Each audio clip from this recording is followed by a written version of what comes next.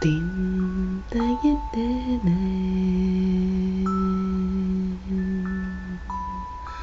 dum mana ye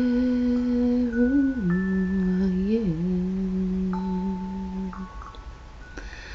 din da na ye ne we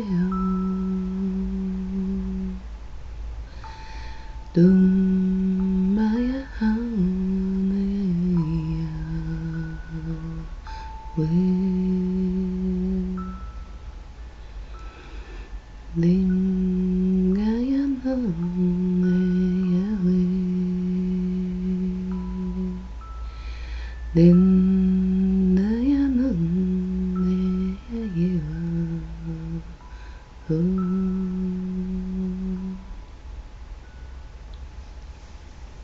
Dans les forêts lointaines, il y avait peu de place pour l'humain, peu de place pour la douceur.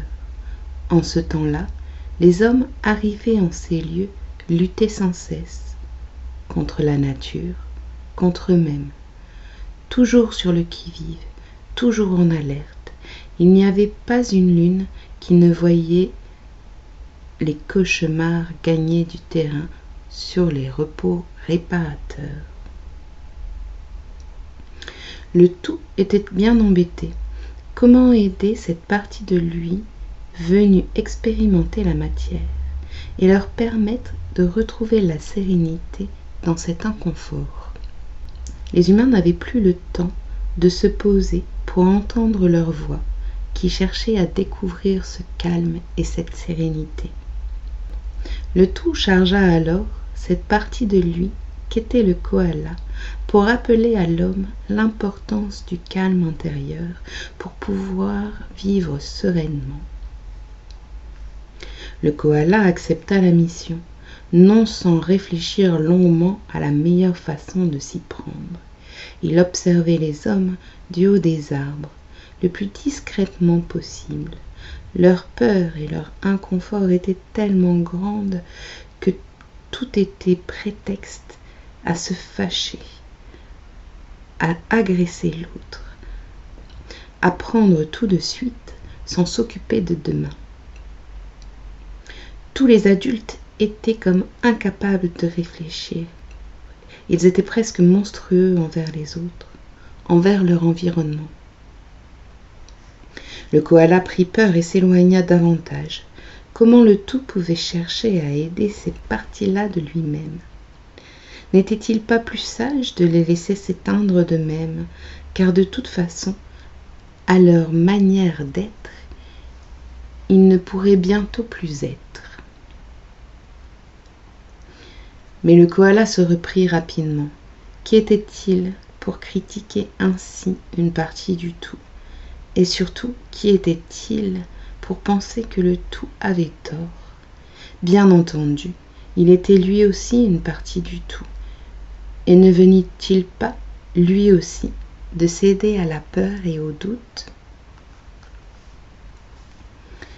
Cette pensée tourna et retourna dans sa tête. Si observer les humains de loin avait suffi à ce qu'ils commencent à se comporter comme eux, alors l'inverse serait également possible. Il se fit alors une promesse, celle de ne jamais oublier qui il était, et de rester fidèle à son être profond, qui ne souhaitait que vivre en paix, dans le calme et au sein des siens. Le koala décida donc de se montrer plus régulièrement aux hommes. Il commença par se montrer aux femmes qui portaient des enfants, en portant lui-même ses petits. La douceur du koala apaisa les femmes, qui pour l'observer se posaient, en tenant contre elles leur enfant. D'abord une seule leva les yeux, puis elle fut bientôt imitée par d'autres. Peu à peu, elles retrouvèrent le calme et l'envie d'être ensemble, plutôt que les unes contre les autres. Mais les hommes n'étaient pas encore prêts.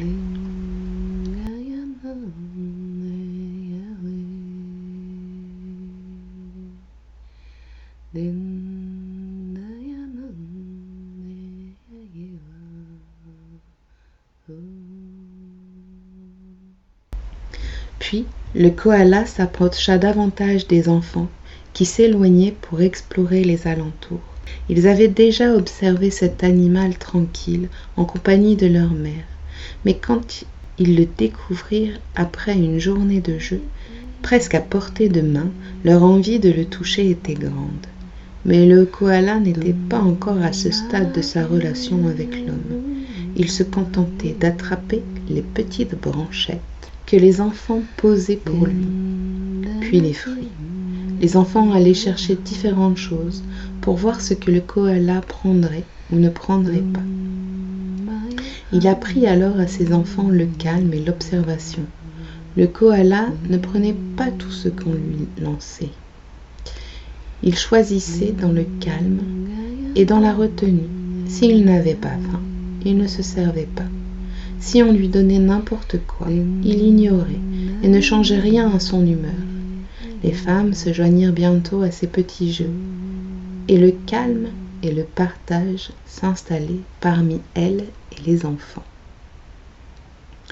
Les hommes, déboussolés par cette différence d'énergie entre les femmes et eux, commençaient aussi à s'apaiser. Ils ne voyaient dans ce petit animal qu'un morceau de viande, mais devant le sourire des femmes et des enfants, ils durent se rendre à l'évidence. Ce petit animal était bien mieux à faire sourire les siens qu'à finir dans l'assiette, et à bien l'observer avant d'aller se coucher. Les hommes retrouvèrent peu à peu le sommeil réparateur dont ils avaient tant besoin pour pouvoir expérimenter cette vie de façon plus sereine et entendre leur voix sacrée.